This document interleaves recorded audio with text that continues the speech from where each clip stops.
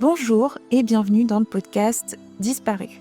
Aujourd'hui, je vais vous raconter l'affaire Godard, l'histoire d'un médecin de famille normand qui, à l'automne 1999, tue sa femme et s'enfuit à bord d'un voilier avec leurs 2 enfants. Je connais de nom cette affaire depuis toujours. J'ai passé une partie de mon enfance à Cherbourg. Alors forcément, une affaire normande qui en plus parle de mer et de bateau. Mais voilà, je m'y suis d'abord intéressée par intérêt géographique.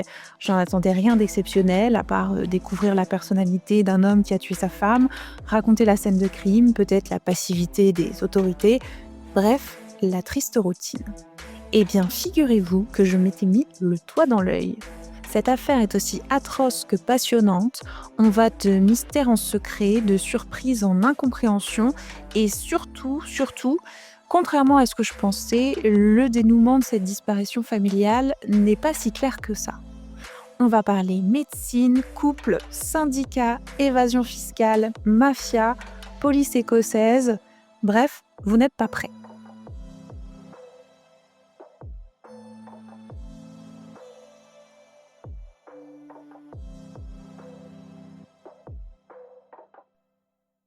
Nous sommes le mardi 31 août 1999 dans une maison en pierre blanche du hameau de Juvigny, à Tilly-sur-Seulles, à l'ouest de Caen. La maison, qui se veut modeste mais semble spacieuse, donne sur un pont gallo-romain sous lequel coule une petite rivière. La nuit tombe sur ses habitants, la famille Godard, composée de Marie-France, qu'on appellera Marie, Yves, et leurs 2 enfants, Camille 6 ans et Marius 4 ans. Yves a eu 3 garçons de son union précédente, et ils sont déjà grands, et Marie, elle aussi, elle a eu 2 grands-enfants issus de son premier mariage, Fanny, 16 ans, et Léo, 12 ans. Ces enfants vivent dans la maison de Juvigny 1 mois sur 2, la joie des gardes alternés. À 20h, le téléphone sonne.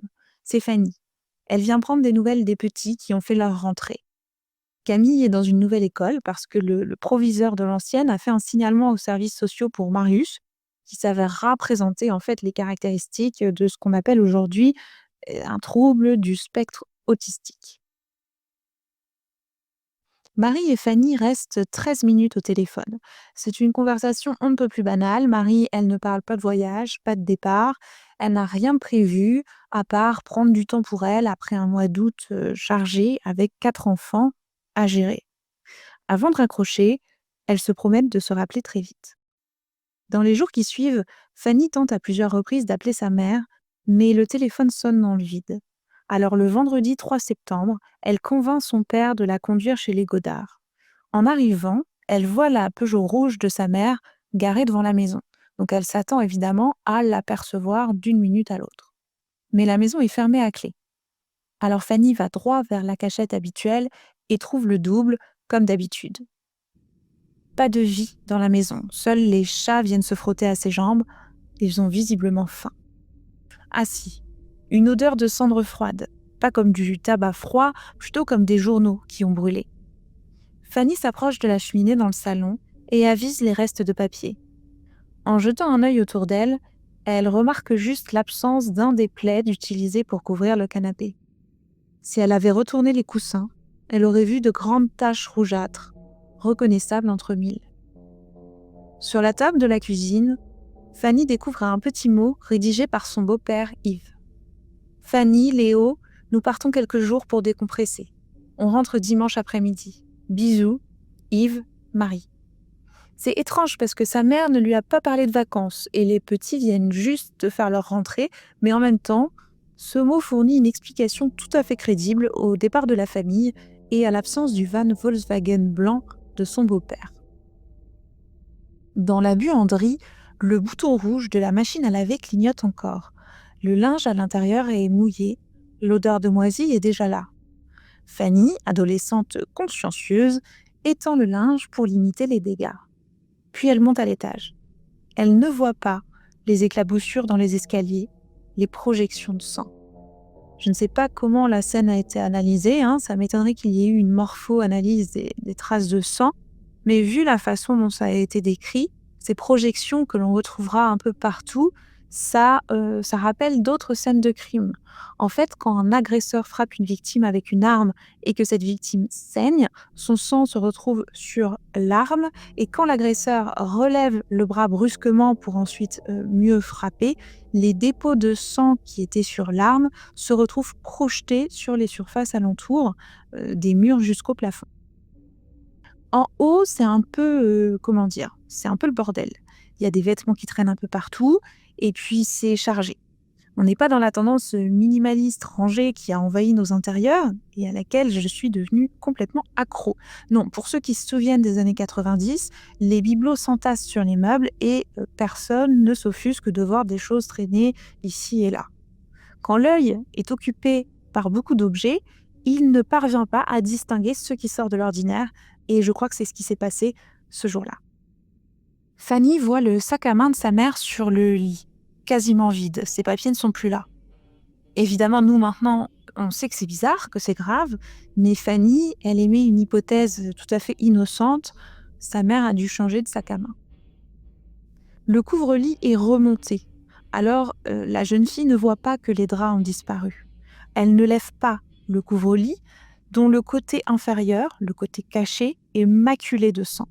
D'autres taches, de larges taches, seront plus tard retrouvées sur le matelas retourné.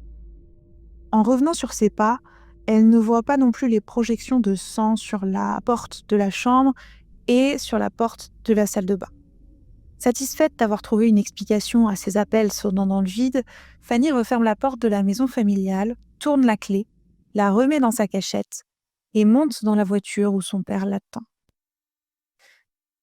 Je ne ferai pas de flashback en série. C'est gérable à l'écrit et ça permet de distiller au compte-gouttes des informations au lecteur, mais à l'oral, c'est juste impossible à suivre. De toute façon, cette affaire se suffit à elle-même, pas besoin d'en faire des caisses. On va donc la traiter de manière chronologique. Et pour ça, il nous faut commencer par le début. Yves Godard naît en 1955. Il grandit à Briac-sur-Mer, à côté de Dinard, elle-même face à la cité fortifiée de Saint-Malo. On est sur la côte d'Émeraude, une succession de stations balnéaires, de plages et de ports. Yves fait partie de la jeunesse riche du coin. Il faut dire que son père, Henri Godard, est chef de service en psychiatrie infantile. Yves est un enfant de la mer. Il devient moniteur de voile avant d'être majeur et on le dit très bon, pas seulement pour le faire mousser, mais vraiment parce qu'il est passionné et doué. En même temps, c'est plus facile d'être bon quand on peut prendre le voilier de papa pour emmener les copains et les filles faire un tour. On est loin d'une histoire d'ascenseur social où le protagoniste est admiré pour son mérite. C'est un jeune bourgeois dont l'avenir s'annonce radieux. Bon, il l'a pas choisi non plus, c'est comme ça. Son endroit favori? L'archipel des Hébrides face à la baie de Lancieux. Un ensemble de toutes petites îles dont la principale, un rocher de 20 hectares, privé mais ouvert aux visiteurs. Si je vous en parle, ce n'est pas par hasard. Les années passent et Yves devient un marin averti. Il connaît toutes les plages, tous les recoins, les marées et les courants de la côte d'Émeraude. Le jour de ses 18 ans, il peut se vanter d'avoir déjà traversé la Manche à plusieurs reprises, seul. En 1974, il passe son bac C, l'équivalent du bac S de l'époque. Pour les plus jeunes, ça correspondait à peu près à garder les 3 options maths, physique, chimie et SVT en terminale, l'idéal pour la poursuite d'études scientifiques, ce qui n'est, depuis la réforme de 2021, plus possible de faire. Bref. Yves Godard veut devenir pilote depuis des années, mais finalement, en septembre, il s'inscrit à la fac de médecine de Caen. Partir en Normandie n'est pas son premier choix, mais il s'est réveillé trop tard, les inscriptions étaient closes en Bretagne. Il redouble sa première année de médecine et emménage en colocation. Yves délaisse les parties de tennis avec les autres étudiants pour des soirées à boire des bières et fumer des joints dans le salon avec des jeunes qui font du théâtre. Il s'intéresse à la médecine orientale, aux médecines douces, bref, aux pratiques alternatives à la médecine occidentale. Ça se voit dans son parcours professionnel puisqu'il fait sa thèse sur l'acupuncture et dans le privé, il va jusqu'à inviter un mage africain chez lui. Il rejoint un cabinet avec 2 autres médecins qui, comme lui, se détachent des pratiques qu'on leur a enseignées pendant leurs études. Et il en est puni pour la première fois en juin 1984, après la parution d'un article en une du journal Liberté, le bonhomme libre, très connu dans la région, où il apparaît en blouse blanche avec un titre plein de promesses, sciatique et acupuncture, 65% de réussite. Ça ne plaît pas du tout au Conseil de l'ordre des médecins qui l'accuse de faire de la publicité. Donc je vous lis ce qu'ils lui ont écrit. Il n'est pas dans notre esprit d'empêcher qui que ce soit de donner des interviews au sujet de tel ou tel traitement miracle, entre guillemets, mais l'interview doit rester anonyme, a fortiori ne pas produire de photos à caractère publicitaire, d'autant plus scandaleux que le traitement par l'acupuncture ne date pas de votre installation. Yves sera finalement suspendu 6 mois. Il est déjà un peu rebelle et épris de liberté et j'ai l'impression que cette première sanction de ses pairs va lui laisser un goût amer et définitivement lui faire jouer un rôle d'opposant aux règles de la société. Aujourd'hui, je suppose qu'il aurait été traité autrement. Si vous voulez mon avis, enfin bon, si vous voulez pas, je vais vous le dire quand même, l'effet placebo est une bonne partie de l'acte du soin, 30 à plus de 50 dans les études sur les douleurs notamment. Donc si vous y croyez à fond, vous pouvez être soulagé par une pratique autre que la médecine occidentale. Elle seule peut agir sur certaines maladies et c'est fortement déconseillé de lui tourner le dos. Bon, il est temps de parler des amours du médecin peu orthodoxe. En 1977, alors qu'il est en troisième année de médecine, il rencontre Régine, une infirmière plus âgée que lui et déjà mère d'un enfant, Franz, qu'il va adopter. C'est exactement ce qu'avait fait Xavier Dupont de Ligonnès avec le premier fils d'Agnès, Arthur. Mais bon, c'était peut-être fréquent à l'époque, si vous le savez, dites-le moi. Le couple va avoir 2 autres garçons, Kevin et Erwan. Régine, elle aussi, elle aime la voile, alors les week-ends en mer ne manquent pas dans la petite famille. Quant au comportement d'Yves avec ses enfants, eh bien, c'est comme son comportement avec ses patients. Vous ne trouverez personne pour vous dire des choses négatives. Il était très aimé de ses patients et prenait soin de ses enfants. Bon, entre ce qu'on montre en façade et ce qu'il se passe réellement derrière les murs, il y a parfois un monde et c'est difficile de ne pas avoir de soupçons quand on sait qu'il a fini par tuer sa femme dans un bain de sang. Il y avait déjà du contrôle, une forme de violence, quelque chose que personne n'a vu ou que personne n'a voulu voir parce que c'était un médecin. Le titre de docteur permet de faire avaler de grosses pilules sans mauvais jeu de mots. Pensez à Marcel Petiot, Christopher Dunch et Jean-Claude Roman, par exemple. À la fin des années 80, après plus de 10 ans de vie commune, Yves Godard commence à séduire d'autres femmes et parle de ménage à trois. À l'occasion d'un dîner entre couples, Yves rencontre François, un collègue infirmier de Régine, et surtout sa femme, Marie-France Le Graveran. Beaucoup l'appellent Marie.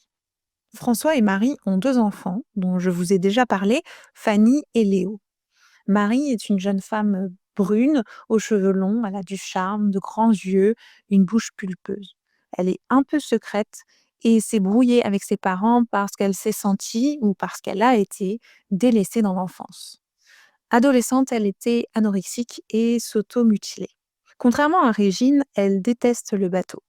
On n'a pas beaucoup d'informations sur elle, sur sa personnalité, on y reviendra, mais je pense que ça a arrangé les enquêteurs d'avoir cette image-là d'elle, sombre, mi-femme fatale, mi-dépressive, mais évidemment, on ne peut pas la réduire à ça. Les 2 couples se retrouvent plusieurs fois pour dîner, puis Yves et Marie tombent amoureux. Elle quitte François, il quitte Régine. Leur relation devient passionnelle, fusionnelle, et là, ça part dans un grand délire et en même temps, j'ai envie de dire: «Bon, bah, ils ont les moyens, ils ont l'envie, banco». Alors ils s'installent au château de Fresnay-le-Puceux, super nom by the way, dans le Calvados. Là, ils vont inviter 3 autres couples à s'installer avec eux, je suppose pour partager le loyer parce que bon, ils n'ont pas acheté la bâtisse, peut-être qu'ils étaient pas si fous que ça. Après, on ne sait pas ce qu'ils partageaient d'autre, mais j'ai bien ma petite idée. Yves travaille beaucoup moins, seulement quand il a besoin d'argent. C'est quand même un métier, chouette pour ça aussi. Mine de rien, quand tu es pas dans un service en CHU, tu as une certaine liberté. En tout cas, il profite des espaces du château pour y tenir des genres de séminaires, de réunions sur les médecines alternatives. Guérisseurs, magnétiseurs, sophrologues, voyantes, tout y passe. Faut être ouvert d'esprit pour séjourner au château. Mais ce n'est pas tout. Yves est aussi admis dans la fraternité de Rose-Croix. C'est une association française de loi 1901 qui s'inspire de l'ordre de la Rose-Croix lié à la franc-maçonnerie. Et franchement, c'est impossible de les définir clairement. Ils se disent apolitiques et religieux, mais parlent de la création et d'âme. Ils ont un site internet que je suis allée voir et la liste des séminaires qu'ils proposent est finalement assez hétéroclite. J'ai du mal à comprendre ce qu'ils peuvent apporter, mais en revanche, j'ai vu que la cotisation annuelle coûte un bras, jusqu'à 500 €. Moins cher pour les moins de 30 ans. Bon, tu m'étonnes, avec le temps, cela devienne rentable. Ils ont été catégorisés comme sectaires dans un rapport parlementaire de 99 et je crois que depuis, on les laisse faire ce qu'ils veulent. Donc cette fraternité prône des sentiments bien nobles et pourtant, à la même période, Yves Godard va être interrogé et soupçonné par les gendarmes d'avoir mis le feu à la grange à foin d'un agriculteur voisin avec lequel il était en conflit.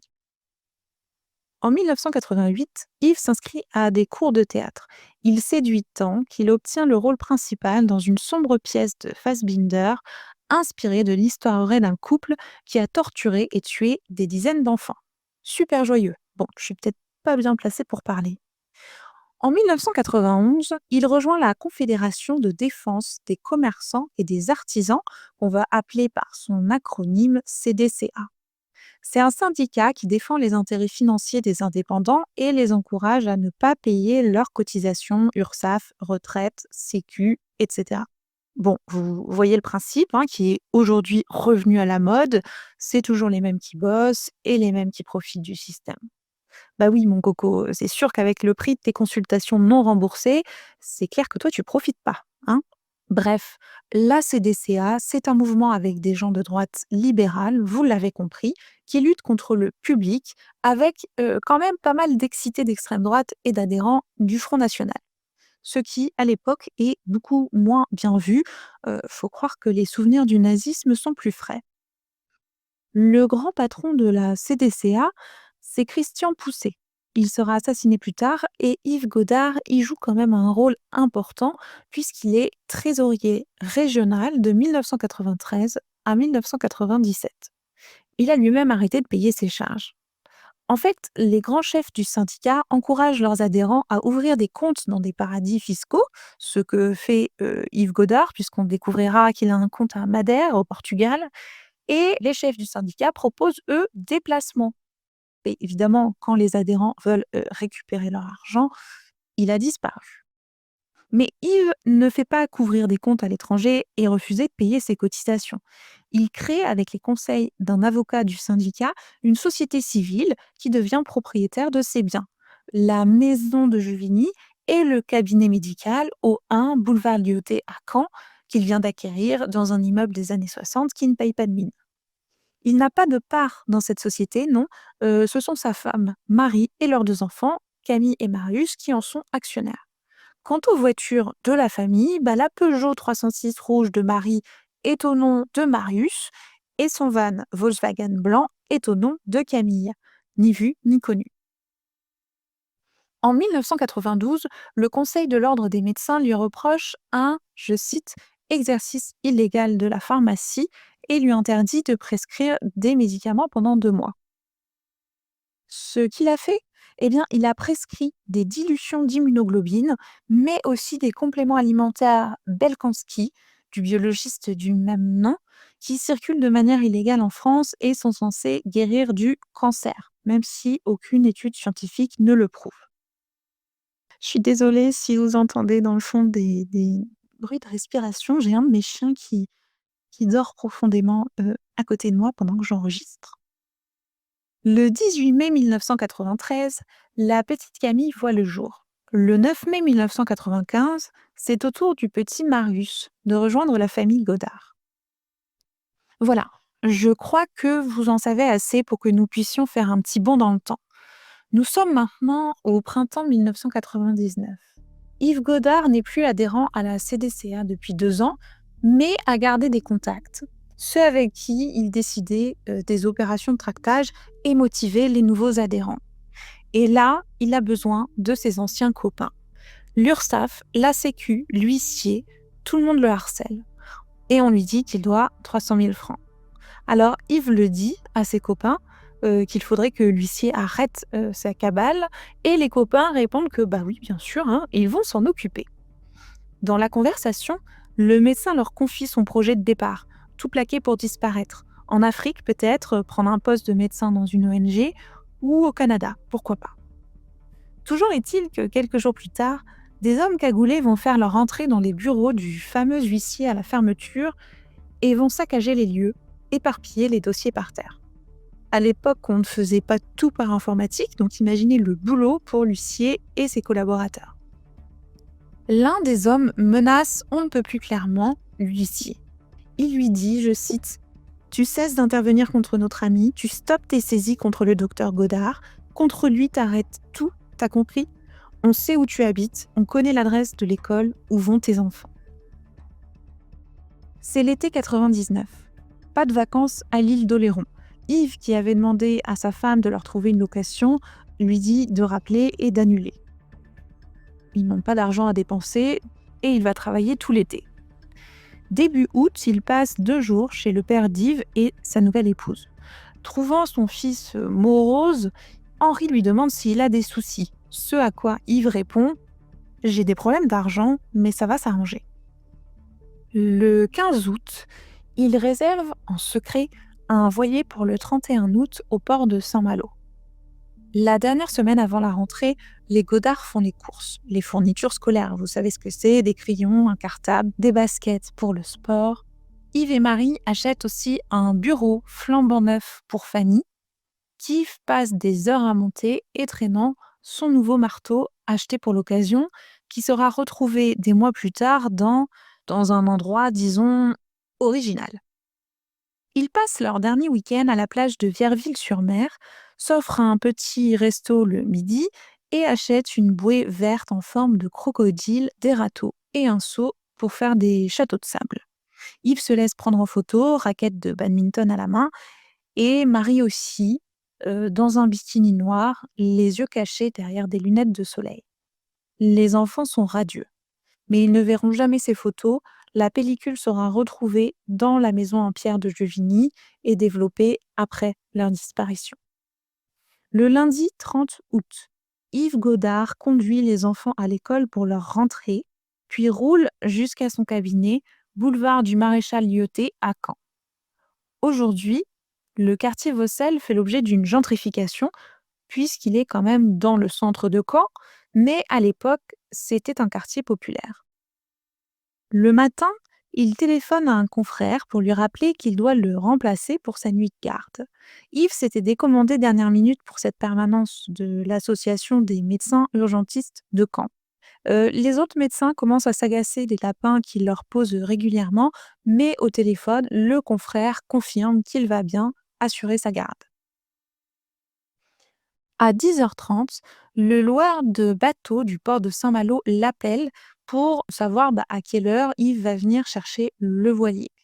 Le médecin annonce à ce moment-là au loueur qu'il arrivera le 1er septembre en milieu de matinée au lieu du 31 août au soir, comme il l'avait dit au moment de la réservation il y a 15 jours. Ce détail est peut-être anodin, d'ailleurs j'ai vu personne le relever, mais pour moi ça veut quand même dire qu'il a changé de plan entre le moment où il a réservé le bateau et cet appel. Pourquoi a-t-il finalement décidé de rester une nuit de plus sur la terre ferme à Juvigny ? Son plan n'était donc pas si établi que ça quand il a loué le bateau. Le soir, les enfants sont à la fois excités et fatigués par leur journée de rentrée. La petite famille mange et va se coucher. Le lendemain matin, donc le mardi 31 août 99, Yves emmène Camille et Marius à l'école comme la veille. C'est souvent lui qui s'en occupe. Mais exceptionnellement, en raison du décès du mari d'une institutrice, l'école sera fermée l'après-midi. Yves reçoit donc la consigne de venir les chercher à midi.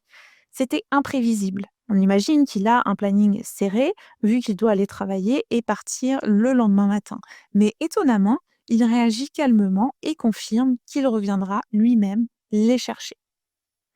En fait, Yves ne va pas travailler ce jour-là, mais il va quand même à son cabinet. À 9h30, il fait le plein dans une station-service de Bretteville, près de Caen, alors que son réservoir n'est pas vide. Il retire de l'argent à un distributeur, puis rejoint le boulevard Lyautey. Il a bien des consultations de noter au crayon à papier dans son agenda qui restent au domicile familial avec le nom de ses patients. Mais les créneaux sont remplis au hasard. Il n'a rendez-vous avec personne. Il s'assoit à son bureau et passe quelques coups de téléphone. Il récupère son diplôme de docteur en médecine et les chèques de ses patients qu'il n'a pas encore encaissés. Il ne va pas les déposer dans sa caisse du Crédit Lyonnais à Caen, mais se rend jusqu'à Bayeux pour les déposer sur un tout nouveau compte qu'il vient d'ouvrir à la BNP. À midi, il récupère Camille et Marius. Et comme un père idéal, il les emmène pêcher à quelques kilomètres du domicile, aux étangs de Planquerie. Il a loué des cannes à pêche pour les enfants et leur offre un goûter à la buvette. Marie, de son côté, prend sa Peugeot 306 rouge pour aller chez le coiffeur à 9h. En rentrant, elle fait un peu de secrétariat pour son mari, qu'elle croit très occupé avec ses patients à Caen. Dans l'après-midi, elle va faire ses courses au Cora du coin et dépose des pellicules à faire développer. Marie file ensuite à Bayeux, où elle a rendez-vous avec son psy à 18h. Elle le voit 2 fois par semaine depuis 2 ans. Elle sent qu'elle a besoin de creuser, retourner, analyser. Alors elle creuse, elle retourne, elle analyse en compagnie de ce psy pour lequel elle ressent, d'après ses écrits dans son journal intime, peut-être un peu d'amour.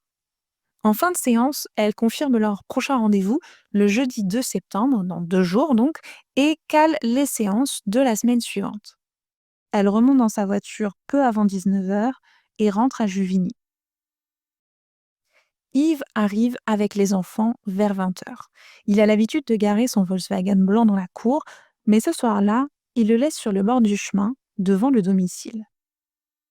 Peu après 20h, Fanny appelle sa mère. On en a déjà parlé. Vers 21h, Yves sort 2 gros sacs poubelles, un dans chaque main.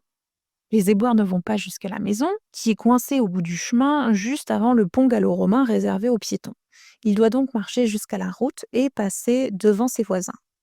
Et l'un de ses voisins est un homme super impliqué dans la vie du village. Il connaît tout le monde, c'est l'entraîneur de foot. Bref, vous connaissez tous quelqu'un comme ça. Il faut qu'il s'arrête pour discuter dès qu'il croise quelqu'un. Et c'est ce qu'il fait le mardi 31 quand il voit son voisin, le médecin, passer devant chez lui. Il lui dit bonjour, mais Yves passe sans s'arrêter, bourru, tête baissée. Ça ne lui ressemble pas. Le docteur met ses 2 sacs dans la benne commune, a l'air d'essayer de perdre du temps, comme il attendait que son voisin rentre chez lui. Mais le fouteux sociable, il attend que son voisin repasse pour lancer une seconde tentative avant de finalement lâcher l'affaire. Yves Godard n'est pas d'humeur à discuter. On ne sait pas quand exactement, mais dans la soirée, dans la nuit ou au petit matin du 1er septembre, le médecin efface les rendez-vous du reste de la semaine qu'il avait notés au crayon à papier. Vous l'avez compris, il n'avait jamais organisé ces consultations. Elles n'étaient qu'un leurre pour ne pas alerter sa femme, Marie, probablement. Enfin, vous me direz, à ce stade, il aurait pu les laisser. Je vois pas trop l'intérêt de s'embêter à effacer, mais peut-être que c'était symbolique, je ne sais pas.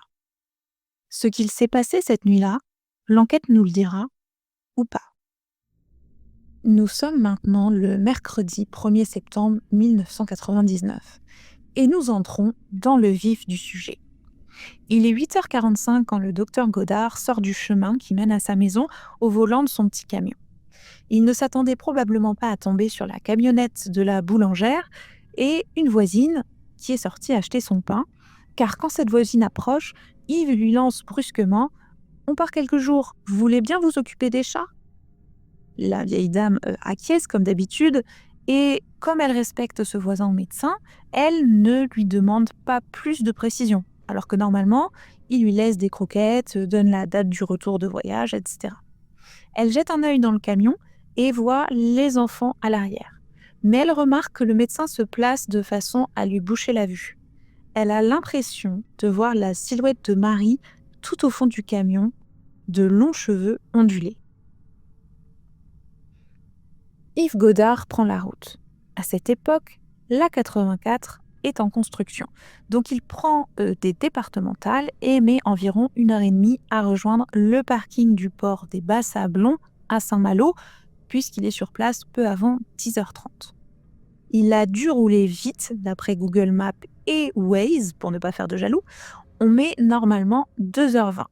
Il est visiblement pressé. Je me dis qu'il a dû partir plus tard que prévu. La question, c'est pourquoi? À 10h30, il descend de son véhicule avec Camille et Marius au niveau du ponton E du port et marche jusqu'à l'emplacement 79. Il avait noté ça, E79, dans son agenda. Le propriétaire du voilier l'attend, il lui montre la bête de près quand même de 10 mètres de long. Il a une couchette à l'avant et 2 cabines à l'arrière. Pour les connaisseurs, c'est un Sun Odyssey affublé du nom Nick. Yves pose peu de questions, mais le loueur est rassuré par son aisance à bord. Quand il demande au médecin où il compte aller, Yves répond qu'il ne sait pas trop, qu'il va faire un petit tour, peut-être jusqu'à Perros-Guirec, à une centaine de kilomètres vers l'ouest en longeant la côte. La location est prévue pour 5 jours. Mais ce 1er septembre, la marée ne permettra le départ qu'en milieu d'après-midi. Alors Yves, Camille et Marius repartent dans leur petit camion blanc. Ils vont faire des courses à l'Intermarché du coin. Yves achète des jouets, des biscuits et des bonbons pour les enfants, une bouteille de whisky et des produits d'entretien, du myrrhe en gros flacons, ce que je trouve assez ridicule vu ce qu'il va essayer de nettoyer, et 2 rouleaux de sacs poubelle. À 11h19, il paie 119 francs par carte bancaire. J'ai fait la conversion pour qu'on se marre un peu sur le pouvoir d'achat de l'époque. Ça fait 31,23 €. Pour ce prix-là, aujourd'hui, tu as juste la bouteille de whisky. En début d'après-midi, le loueur voit les enfants jouer sur le ponton, sans leur père rester dans le camion. À 14h24, Yves appelle sa boîte vocale pour consulter ses messages, fait monter Camille et Marius sur le petit voilier, puis le détache du ponton E et prend la mer. Le lendemain soir, il est 19h15 quand les 3 douaniers remarquent aux jumelles le Nick devant entre le cap Fréhel et le cap d'Erquy. Ils le remarquent parce que c'est le seul voilier du coin à être au moteur. Son skipper n'a pas levé les voiles alors que bon, il y a du vent. Donc les douaniers, ils foncent dessus et l'un d'entre eux monte à bord. Yves Godard répond aux questions, fermé, limite désagréable. Il confirme qu'il y a 2 enfants qui font la sieste et le contrôleur, le douanier, avise en effet Camille, profondément endormie en cabine. Il aimerait descendre, mais Godard lui bloque le passage physiquement, il se met en travers de son chemin, et puis le contrôleur, il n'a pas vraiment de raison de fouiller la cabine. Sur le pont, il remarque quelque chose d'emballé dans une housse, comme un surf ou une planche à voile. Mais les papiers sont en règle. Le médecin fournit même le livret de famille. En retrouvant ses collègues, il leur dit, je cite, et tenez-vous bien, « Ce mec-là m'a fait une drôle d'impression. On dirait un type qui a balancé sa femme par-dessus bord. » Le douanier est tellement perturbé par cette rencontre qu'il appelle le loueur du bateau. Mais là encore, il n'obtient aucun élément concret expliquant sa mauvaise impression. Le lendemain dans l'après-midi, donc on est maintenant le vendredi 3 septembre, un Zodiac rouge entre dans le petit port de Bréhec. C'est Yves Godard qui le propulse en ramant. Camille et Marius sont à bord, ils ne portent pas de gilet de sauvetage, mais ne semblent pas inquiets. Bréhec, c'est encore vers l'ouest, direction la Pointe Bretonne, donc c'est cohérent avec la destination de Perros-Guirec. Le trio commande 2 gaufres au chocolat. Pour les enfants, bien sûr. La vendeuse s'en souviendra parce qu'elle est surprise de leur entrée originale dans le port et aussi de trouver 2 enfants en âge d'être scolarisés, visiblement en vacances, alors que la rentrée était en début de semaine. À peu près au même moment, Fanny visite la maison de Juvigny à la recherche de sa famille. Le samedi 4 septembre, 3 personnes se promènent sur la pointe de Minard, à 5 km à l'ouest du port de Bréhec, où les Godards ont été vus la veille. Là, armés de jumelles, ils voient le Nick qui mouille au pied de la falaise. Les voiles sont affalées, On dirait que le bateau est abandonné et ça les marque parce que personne ne vient jamais mouiller ici. Comment ils peuvent être sûrs d'avoir vu le Nick ce jour-là? Eh bien, ils ont parlé du nom du bateau, parce que le mari s'appelle Dominique et que ça se termine pareil. C'est fou, cette petite conversation anodine permettra de déterminer la route du docteur Godard et de ses enfants. Puis, on perd leurs traces.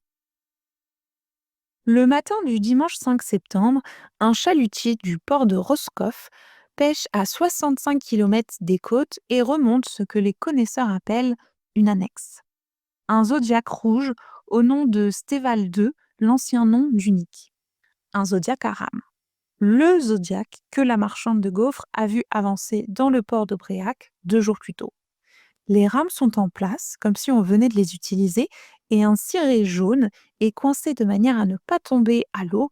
Et dans une poche de la veste, l'un des pêcheurs découvre un chéquier au nom d'Yves Godard, domicilié au hameau de Juvigny à Tilly-sur-Seul. C'est bizarre, comme si on avait voulu que quelqu'un retrouve ce canot, cette veste, ce chéquier. Et puis le ciel est superbe. Il n'y a pas de houle, un naufrage par ce temps, faut le faire. L'enquête commence. Au commissariat, un gendarme tente d'appeler à l'adresse indiquée sur le chéquier, mais personne ne répond, alors il fait la liste de tous les Godards de la région et les contacte jusqu'à tomber sur Henri, le père d'Yves. Henri n'est pas au courant du voyage, mais il précise que sur le bateau, il doit y avoir son fils, Yves, Marie et leurs 2 enfants.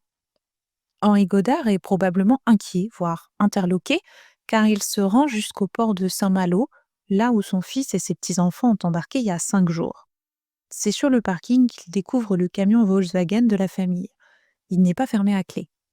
Mais Henri ne remarque rien d'autre. De toute façon, c'est toujours un peu le sbeul, le bordel, le foutoir là-dedans, avec le cendrier qui déborde de mégots. Henri attend le lendemain, on ne sait pas trop pourquoi d'ailleurs, pour informer les gendarmes de la localisation du véhicule. Le 6 septembre, ça y est, Yves est en retard. Il aurait dû ramener le Nick à bon port la veille. Les gendarmes consultent des analystes. On est quand même sur une disparition en pleine mer de toute une famille. Mais ces spécialistes sont formels. Vu les courants et la houle, le Zodiac a été mis à l'eau quasiment à l'endroit où il a été retrouvé. Sauf qu'un bateau ne coule pas d'un coup quand il fait beau. Les occupants auraient largement eu le temps de monter dans le Zodiac. D'ailleurs, un voilier tel que l'Unique se désintègre en plongeant avec la pression et entraîne forcément la remontée de débris à la surface. Ça ressemble vraiment à une mise en scène. D'autant plus que l'amarre a été jetée à l'intérieur du canot. Elle ne traîne pas dans l'eau, comme si c'était un geste de marin expérimenté. En lâchant le Zodiac, il a jeté l'amarre à l'intérieur. Et puis, pas besoin de reparler du chéquier qu'on avait retrouvé dans la veste, soigneusement coincé sur le plancher de l'annexe. Enfin, ce même lundi 6 septembre, les gendarmes apprennent qu'Yves Godard était seul sur le bateau. Le loueur en est sûr, enfin, il était seul avec ses enfants, pas d'épouse en vue. Le lendemain, soit le mardi 7, les gendarmes de Brest en charge de cette affaire se rendent au port de Saint-Malo et vont à leur tour ouvrir le Volkswagen. Et là, le ton change. Le plancher en contreplaqué dans le coffre est imbibé de sang. Il y a des traces aussi sur le marchepied arrière. Et à portée de main, le flacon Myrrhe acheté à l'Intermarché le 1er septembre. Ça y est, branle-bas de combat. Le véhicule est saisi et mis dans le garage de la gendarmerie de Saint-Malo pour être analysé par la police technique et scientifique. Le procureur est sur l'affaire et signe des réquisitions à tour de bras, à destination de France Télécom pour retracer les appels d'Yves Godard et de sa banque pour un relevé de compte. Le mercredi 8 septembre, pile une semaine après le départ en mer des Godards, des techniciens de la police scientifique inspectent minutieusement le camion. Avec un simple test sur place, instantané, ils ont la réponse à la question que tous se posaient. Oui, il s'agit bien de sang humain. Quelqu'un a tenté grossièrement de nettoyer. Des analyses plus poussées montreront que le sang est celui de Marie-France, avec des traces de phénobarbital, un barbiturique, un antiépileptique qui peut être fatal. Dans le camion, il y a aussi des flacons vides de morphine. Au même moment, une autre équipe pénètre dans la maison du hameau de Juvigny.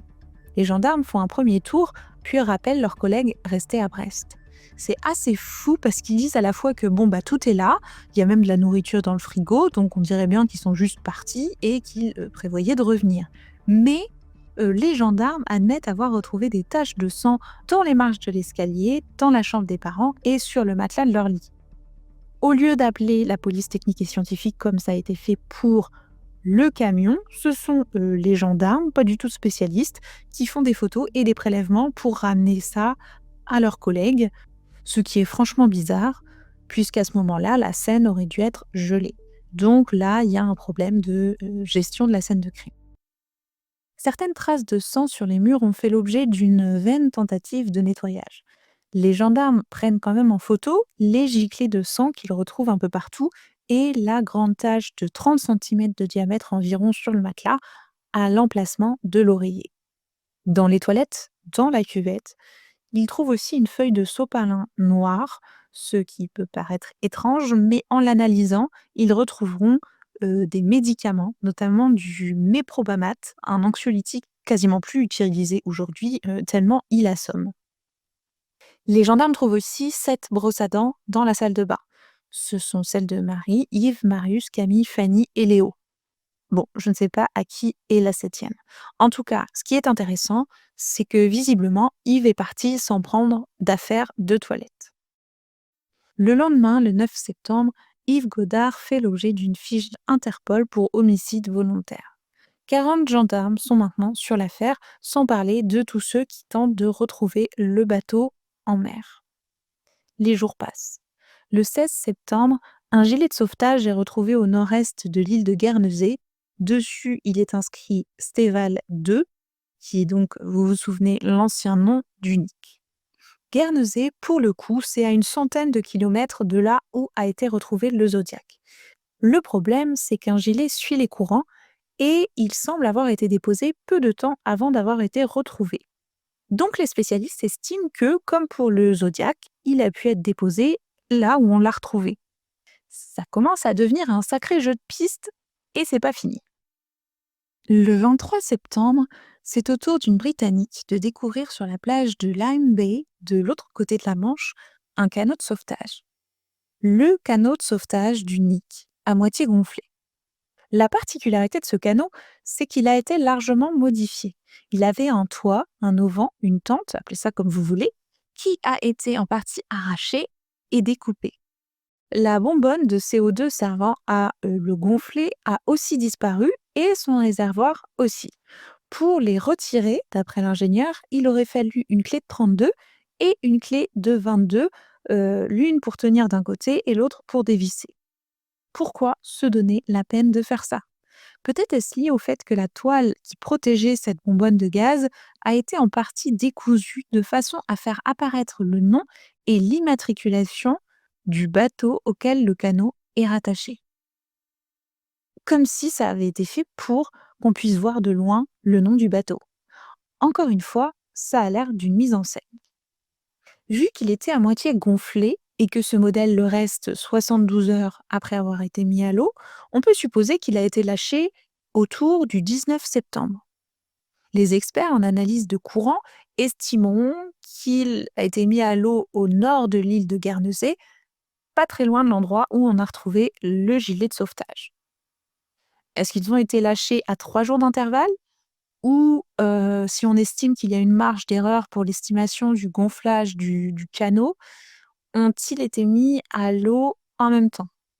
Mystère. Et les semaines passent. Le 2 octobre 1999, les gendarmes de la ville de Falaise reçoivent un message sur une feuille de papier blanc glissée dans une enveloppe. Le docteur Yves Godard est bien vivant. Il vit en mer d'Irlande sur Isle of Man. Le prendre au sérieux.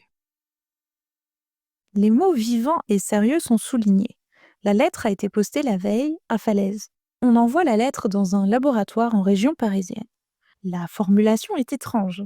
Est-ce un anglophone qui ne maîtrise pas le français ou un francophone qui ne maîtrise pas l'anglais?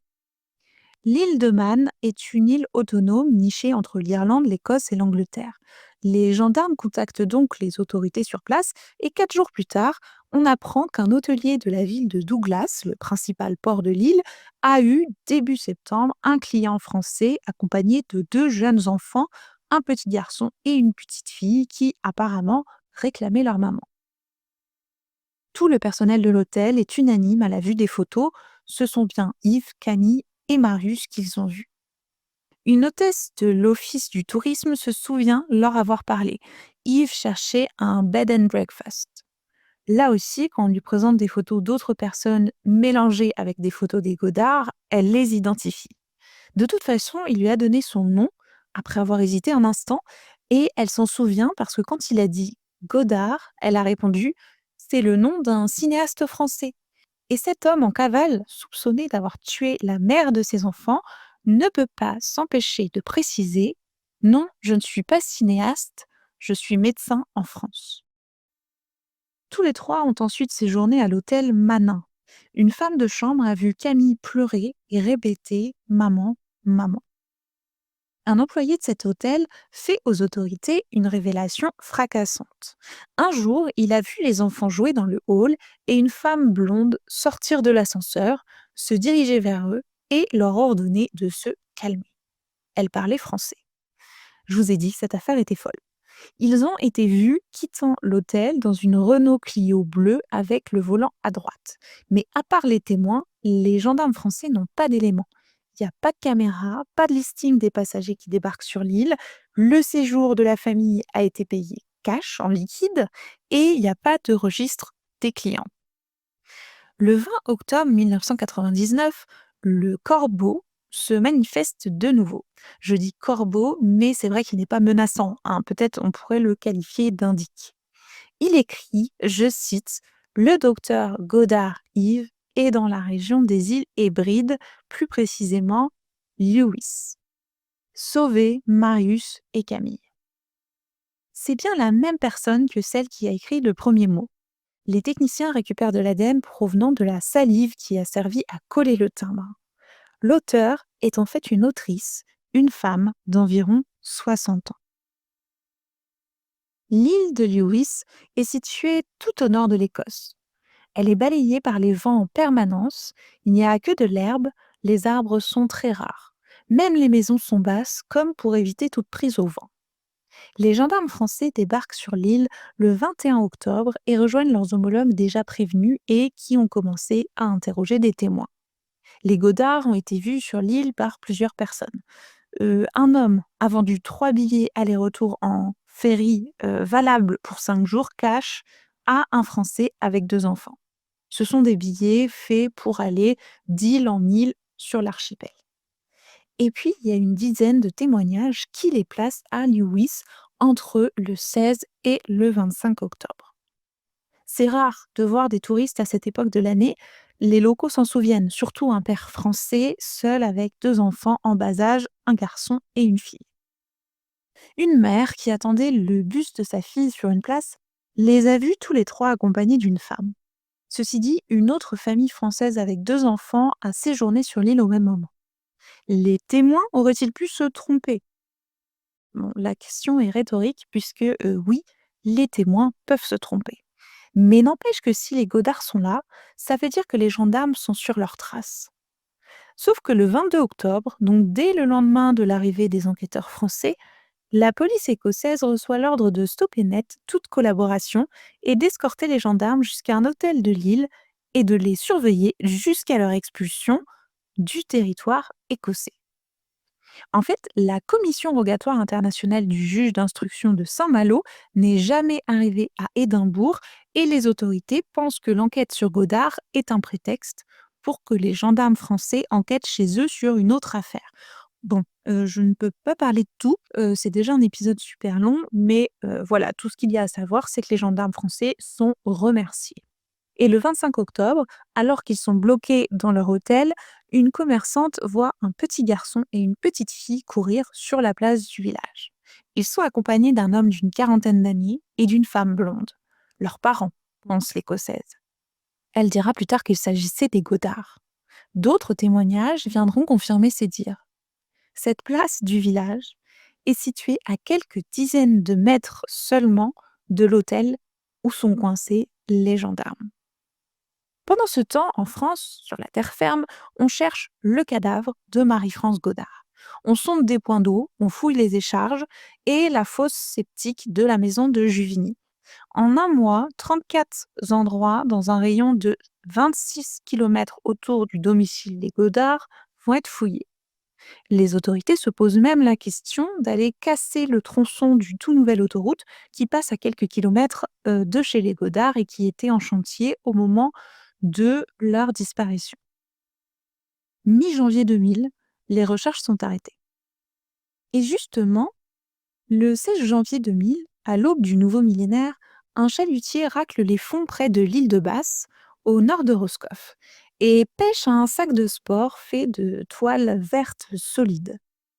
Dedans, il y a des vêtements et des chaussures d'enfant. On peut lire sur l'étiquette d'un petit pull bleu « Camille Godard ». Mais il y a aussi des jumelles, les permis de conduire du couple, les clés de voiture et les papiers de la Peugeot de Marie et du Volkswagen d'Yves, et un chéquier, encore un. Vous vous souvenez du sac à main de Marie qui avait été retrouvé vide par Fanny le 3 septembre dans la chambre parentale? Eh bien, tout son contenu semble être là, dans ce sac qui a séjourné au fond de l'eau. Rouge à lèvres, fond de teint, fard à paupières, agenda. Il y a même 2 bananes, parce que dans les années 90, on portait, ou nos parents portaient des bananes autour de la taille. Donc il y a même 2 bananes avec des souvenirs, des petits mots d'amour qu'il lui a écrits, etc. Le tout est dans un état de conservation très surprenant pour un sac qui a passé 4 mois sous l'eau. Et au milieu de ces affaires quand même très personnelles, les pêcheurs découvrent un marteau. Le marteau neuf qu'Yves avait acheté pour monter le nouveau bureau de Fanny. Pourquoi aurait-il pris la peine de l'emmener pour s'en débarrasser ensuite? Vous aussi, je suis sûre que vous commencez à avoir une idée assez précise du scénario qui s'est déroulé dans la nuit du 31 août au 1er septembre. Dans les jours qui suivent la découverte, les fonds marins sont fouillés à la recherche de débris provenant du Nick, sans succès. Où est donc la famille Godard? Un premier élément de réponse va être apporté 6 mois plus tard par des pêcheurs à la recherche de coquilles Saint-Jacques dans la baie de Saint-Brieuc, à une vingtaine de kilomètres de Bréhec. Vers 1h du matin, le 6 juin 2000, des pêcheurs remontent de leur filet un morceau de crâne avec des orbites. Quand ils demandent à leur patron quoi en faire, le patron leur répond « Foutez-moi ça à l'eau ». Ces salariés s'exécutent. On ne discute pas les ordres d'un chef, surtout sur un bateau. Mais quand quelques heures plus tard, au lever du soleil, le même pêcheur découvre dans son filet un petit crâne humain, tout blanc, entier cette fois, et que le patron lui ordonne de balancer sa trouvaille par-dessus bord, l'homme répond « Quand même, c'est un tout petit crâne, c'est un enfant ça. Je vais pas acheter ça, non? Dis donc, t'as des enfants toi, non ?» 2 laboratoires différents vont analyser l'ADN provenant de ce crâne et le comparer à ceux des brosses à dents retrouvées dans la maison de Juvigny. La nouvelle tombe, amère, c'est le crâne de la petite Camille. Elle avait 6 ans. En analysant les organismes ayant élu domicile dans ce petit crâne protecteur sur le sable, les biologistes de l'Ifremer estiment que le crâne est au fond de l'eau depuis le mois de février. Bon, après, si les pêcheurs ont l'habitude de pêcher des crânes humains et surtout l'habitude de les rejeter à l'eau, j'ai envie de vous dire que ça peut fausser un peu les données, hein. Suite à cette découverte, la cellule avec les dizaines d'enquêteurs sur l'affaire est quasiment démantelée. On ne s'attend plus à retrouver Marius vivant, ni même Yves Godard. Quant à Marie, et c'est assez hallucinant, de nombreux enquêteurs pensent encore qu'elle était à bord du bateau et qu'elle a coulé avec sa famille. Comme si les traces de sang, les traces abondantes de sang, n'avait pas été retrouvée dans la maison et dans le camion, comme si elle avait été vue par les témoins, alors que tous sont persuadés de n'avoir vu qu'un père et ses 2 enfants. D'ailleurs, la plupart des témoins s'en sont souvenus pour ça, parce que c'était un père seul avec 2 jeunes enfants. La personnalité de Marie est critiquée par certains gendarmes, ses habitudes aussi.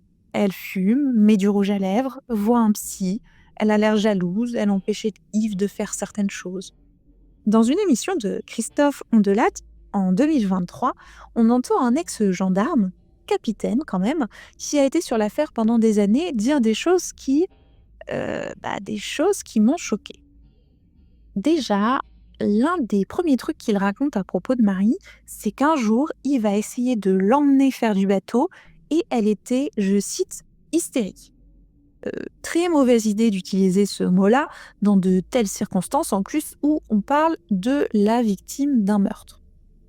Et ensuite, c'est hallucinant quand Ondelat lui demande qu'est-ce qui s'est passé dans la nuit du 31 août au 1er septembre, le gendarme répond en parlant du départ, je cite, donc on pense qu'il lui dit au dernier moment, voire même le soir même, avant de partir, et là, soit elle pique une crise, elle fait une tentative de suicide, qu'elle réussit, ou lui, voilà, ça s'est certainement mal passé. Là, il est coupé par Ondelat, qui rétorque, je cite, elle ne peut pas réussir son suicide et puis aller planquer son propre cadavre, capitaine. Et le flic répond, bah voilà, donc lui, à ce moment-là, il a la nuit, puis il parle des médicaments qu'Yves a sûrement administrés aux enfants pour qu'ils dorment toute la nuit. Je sais pas vous, mais moi je suis choquée. Le capitaine n'arrive pas à verbaliser, Godard a tué Marie, Godard a tué sa femme. Non, il dit: «Ça s'est certainement mal passé», et explique que le médecin a eu la nuit. Bon, c'est pas très, très précis. On comprend, ce qu'il a voulu dire, mais enfin, pour quelqu'un qui est censé, parler des faits et qui est en train de donner ses hypothèses sur ce qui s'est passé, c'est quand même bien flou. Et ça correspond tout à fait à ce qu'a écrit Éric Lemasson dans son livre, «L'assassinat du docteur Godard», paru en 2011. Le journaliste a été choqué d'apprendre qu'en fait, pour beaucoup d'enquêteurs sur l'affaire, c'était limite, normal qu'une bonne femme comme Marie-France ait fini par faire péter un câble à son mari. À l'inverse, difficile pour eux de dire du mal du bon docteur Godard. 1 an après la disparition, un nouveau juge d'instruction est nommé et s'il met du temps à mettre le nez dans le dossier, une fois qu'il le met, il n'en ressortira plus. Il ordonne une nouvelle fouille de la maison où, attendez, vous allez halluciner, les techniciens retrouvent de grosses taches de sang sous les coussins des sofas qui n'avaient pas été répertoriés jusque-là. C'est quand même dingue. La section financière épluche les comptes du médecin, son cabinet est perquisitionné et le père est mis sur écoute. Je vous ai donné les infos au fur et à mesure pour pas vous perdre, mais c'est ce juge d'instruction-là qui a demandé les analyses sur le canot de sauvetage retrouvé en Angleterre. Il se demande aussi pourquoi Yves Godard a passé 3 jours près de Bréec avec le voilier. Attendait-il quelqu'un? Il s'avère que la fondatrice d'une secte à laquelle appartiennent certains de ses amis vit à Briec. Mais il n'y a rien de bien concret. Bon, alors à ce stade, je ne sais pas si vous trouvez que la personnalité d'Yves Godard ressemble à celle de Xavier Dupont de Ligonnès. En tout cas, leur rapport à l'argent est, pour les deux, assez ambivalent. Godard paraissait fauché comme les blés alors qu'il gagnait plein d'argent, et Dupont de Ligonnès aimait paraître plein de thunes alors qu'il était ruiné. Durant l'été 1999, une journée de travail rapporte à Godard l'équivalent aujourd'hui de 630 euros. Pour les lycéens qui sont bons et qui hésitent à faire médecine, oh bah n'hésitez pas trop, hein. Il a aussi un appartement à Lyon qu'il loue, donc il perçoit chaque mois un loyer. Il a contracté en plus des crédits à la consommation. En 1996, sa mère est décédée et il a hérité quand même de 300 000 francs. L'année suivante, il a emprunté 50 000 francs à son père pour faire des travaux dans la maison. Mais où est passé tout cet argent? D'autant plus qu'il ne paye aucune charge, aucun impôt, et il a même arrêté de payer la cantine des enfants. Marie se plaint qu'ils n'ont pas d'argent, pendant qu'Yves demande à ses patients de le dépanner. Si, si. Une patiente, une personne âgée, lui prête 50 000 francs en 1996. Elle commence à le presser de lui rembourser, hein, normal, mais Godard dit oui, oui et ne rembourse pas. Pour la faire patienter, il signe une reconnaissance de dette en janvier 98 et s'engage à restituer l'argent en mars de la même année. Évidemment, elle n'en reverra jamais la couleur. Là, ça ressemble pas mal à Xavier Dupont de Ligonnès. L'argent de Godard, il est en grande partie sur des comptes dans des paradis fiscaux dont l'île de Man fait partie. Alors, est-ce un hasard s'il a séjourné là-bas? En 2003, les policiers se rendent sur l'île de Lewis, tout au nord de l'Écosse, cette fois avec l'autorisation d'Édimbourg, et réentendent tous les témoins qu'avaient auditionnés les autorités locales. En fait, elles avaient continué à travailler un peu sur l'affaire sans les gendarmes français. On compare les procès-verbaux qui se ressemblent et qui se tiennent. Les policiers apprennent que les Godard auraient été vus à Thurso, au nord-est de Lewis. Le 27 octobre 1999, en fin de matinée, une vendeuse dans un magasin de cartes postales serait la dernière personne à les avoir vus vivants. Elle a vu Yves Godard et sa fille, Camille. Elle en est sûre. Par contre, elle n'a pas vu Marius. La veille, Yves aurait été vu avec Camille et Marius sur un parking de supermarché de Thurso. J'espère que je ne vous ai pas perdu. Merci à vous qui êtes encore là. Et vous n'allez pas être déçus de ce qui vient, je vous le promets. Vous vous souvenez des Ébyennes, le lieu favori d'Yves Godard dans sa jeunesse, à quelques petits kilomètres de la ville où il a grandi, à l'ouest de Saint-Malo?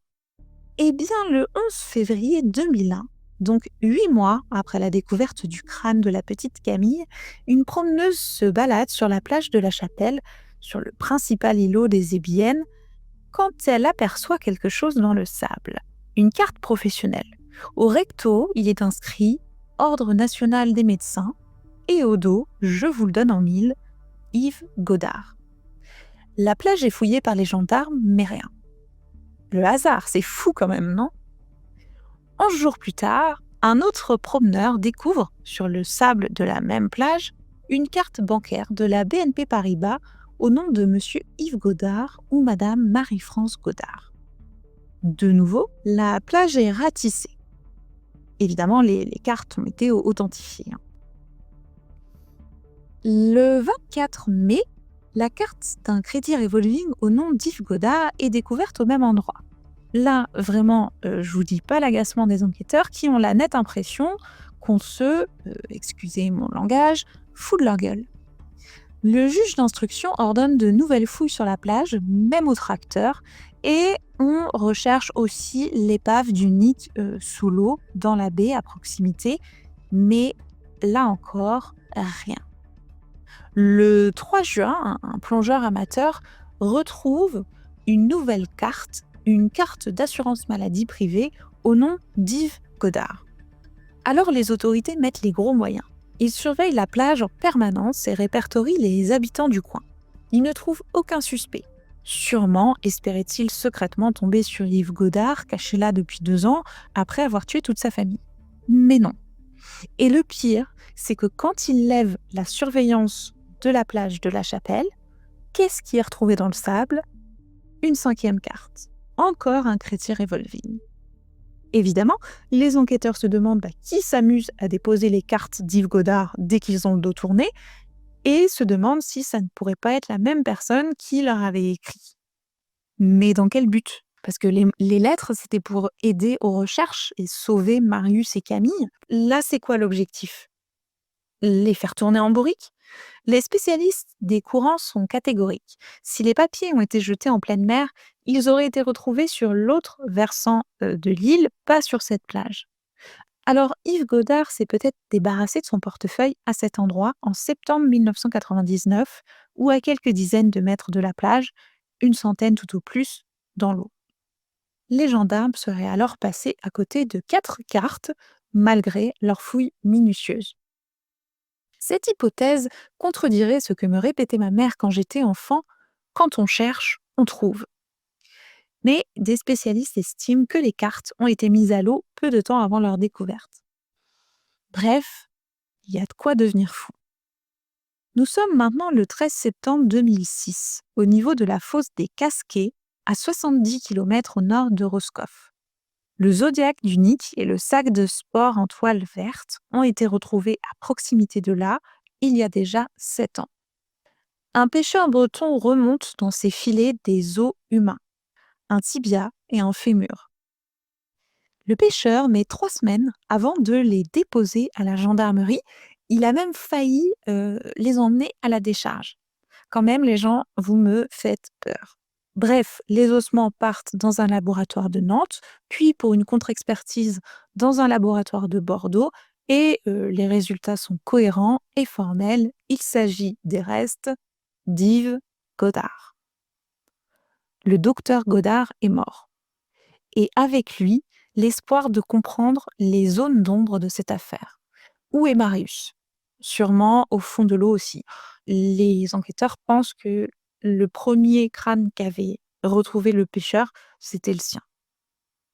Où est Marie? Probablement dans la nature, quelque part près de Juvigny, assez près du moins pour que son mari ait pu emmener son corps et revenir avant que les enfants ne se réveillent durant cette obscure nuit qui sonnait le retour prochain de l'automne en 1999. Et puisqu'on ne peut poursuivre un mort, l'action judiciaire s'éteint. Mais quand même, le mystère demeure et la découverte d'une nouvelle carte au nom d'Yves Godard, une carte de mutuelle cette fois, sur la plage de la Chapelle en 2008, relance l'action judiciaire. En 2011, Éric Lemasson publie son livre L'assassinat du docteur Godard. Il donne des informations inédites sur l'enquête. J'ai dévoré son livre et je vous le conseille fortement.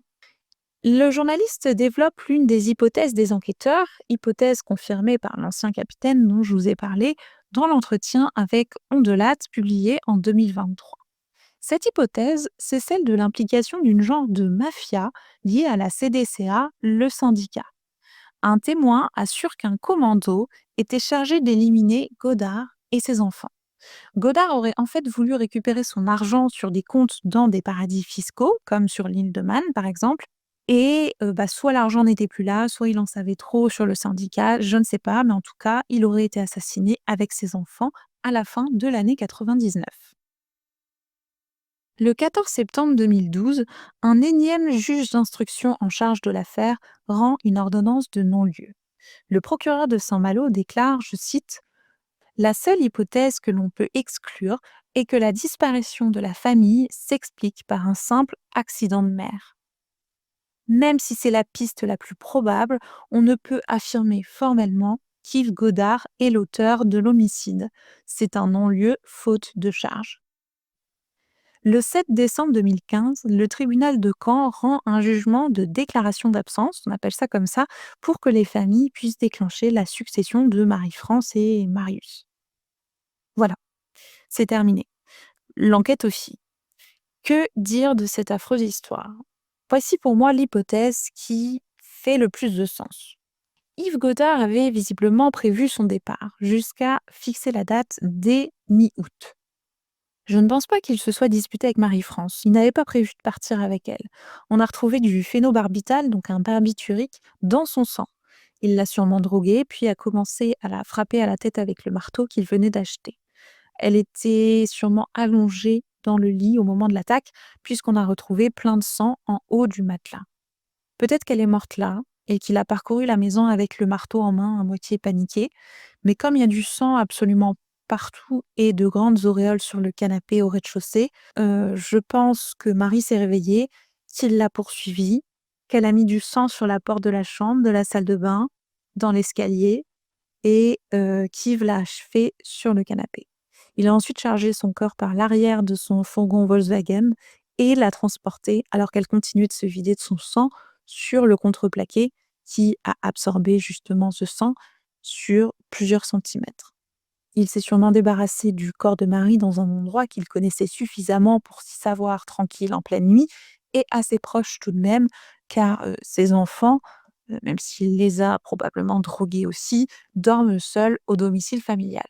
Si sa fille aînée se réveillait même à 6 ans et qu'elle voyait le sang partout et ni sa mère ni son père, c'était la panique assurée. Donc je ne pense pas, pour cette raison, qu'Yves Godard soit allé très loin. Il a ensuite nettoyé grossièrement la maison, pris un petit déjeuner avec ses enfants. Il y avait de la vaisselle dans l'évier qui correspondait à un petit-déj pour 3 et a pris ensuite la route pour Saint-Malo. Je pense qu'il n'était pas bien sûr de lui. Je ne sais pas pourquoi il est resté quelques jours à Briec. J'ai l'impression qu'ensuite il a bien parcouru la Manche en abandonnant sur sa route, entre Roscoff et le sud de l'Angleterre, le sac de sport, le Zodiac, le gilet de sauvetage et le canot de sauvetage.